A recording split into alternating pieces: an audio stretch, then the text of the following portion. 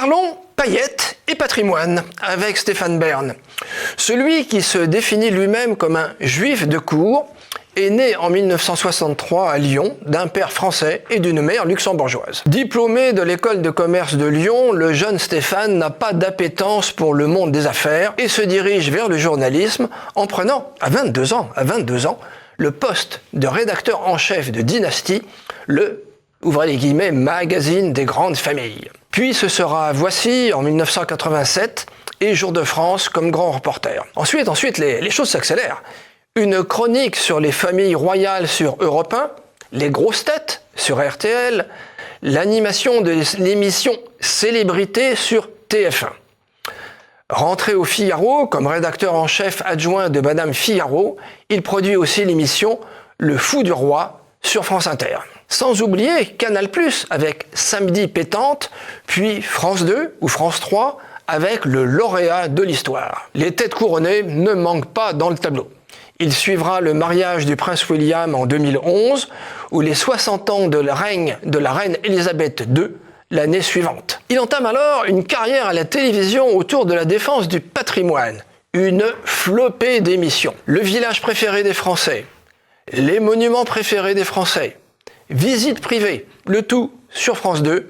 Il rejoint au même moment l'équipe de Paris Match. En 2013, il prend parti pour le mariage pour tous en signant un manifeste dans le Nouvel Observateur à rebours de ses convictions royalistes. Gay revendiqué, il exclut de se marier, affirmant qu'il a le droit à l'indifférence. En janvier 2016, dans Libération, il soutient l'immigration de masse. Je cite « J'ai traversé la Lozère et l'Ardèche. Tout est à vendre, les villages sont déserts, on ne trouve plus de métier. Les migrants seraient une chance et remettraient de l'économie et du tissu social. » Fin de citation. Le 17 avril 2017, il est annoncé parmi les personnalités invitées au meeting d'Emmanuel Macron. Le 9 mai suivant, il fait une mise au point. Macron compte parmi ses amis, mais par respect de la neutralité du service public, il n'est jamais allé à ces meetings. En septembre 2017, il est choisi par Emmanuel Macron pour identifier de nouveaux moyens d'entretenir le patrimoine. Après avoir proposé de faire payer l'entrée des cathédrales et s'être attiré une volée de bois vert, il met en route un loto du patrimoine. La première édition recueille 20 millions d'euros avec 269 monuments aidés. Il se définit ainsi dans le Quotidien le 11 décembre 2006.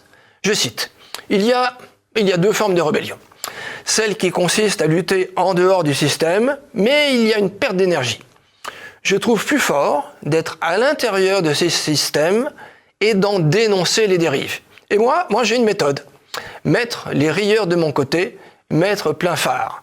Vous êtes dans un joli monde et tout à coup, vous allumez la lumière. C'est beaucoup moins flatteur, c'est vrai.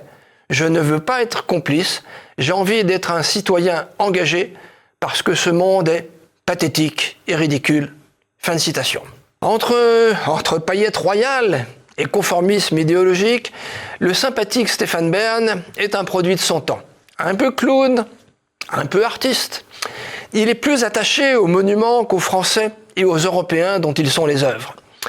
L'ami de Brigitte Macron navigue à vue, mélangeant élan sincère et opinion conformiste. De quoi alimenter une carrière qu'il peut considérer comme réussite avec peut-être quelques regrets.